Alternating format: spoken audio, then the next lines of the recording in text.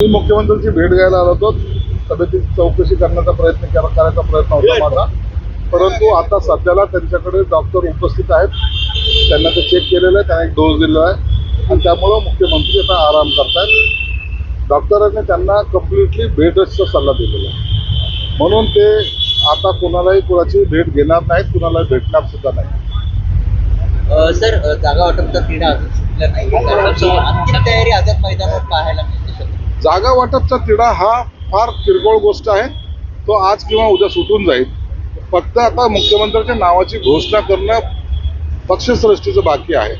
त्यांनी ज्यांच्या नावाची घोषणा करेल त्यांचा शपथविधी हा त्यावेळेला होईल आणि त्याच्यामध्ये सर्वजण आम्ही सहभागी होऊ.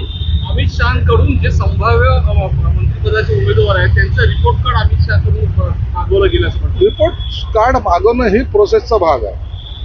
ज्याला मंत्री करायचं त्यांचे रिपोर्ट कार्ड्स मागवणं, संबंधित पोलीस स्टेशनकडनं सुद्धा म्हणजे SP असेल, CP असेल, त्या भागाकडून CID असेल, IB असेल, याच्याकडून सर्वांकडून त्याच्याबद्दलची माहिती ही मागवली जाते, दरवेळेला मागवली जाते.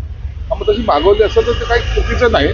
मागवून नंतर व्हेरीफाय केल्यानंतर मंत्रिपदाची शपथ दिली जाते. काय जर मुख्यमंत्री उपमुख्यमंत्र्यांचं पद घेतील का किंवा गृहमंत्री पदाचा पेच अजून देखील कायम आहे?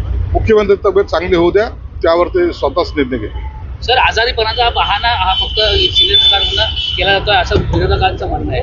विरोधक काय म्हणतात, अहो एकनाथ शिंदे आहेत, ते असे आजारपणाचे बहाणे करून पळणारे नाही, ते लढणारे आहेत. देश दुनिया की खबरों से जुड़े रहने के लिए ऑन टीवी न्यूज को फॉलो करें।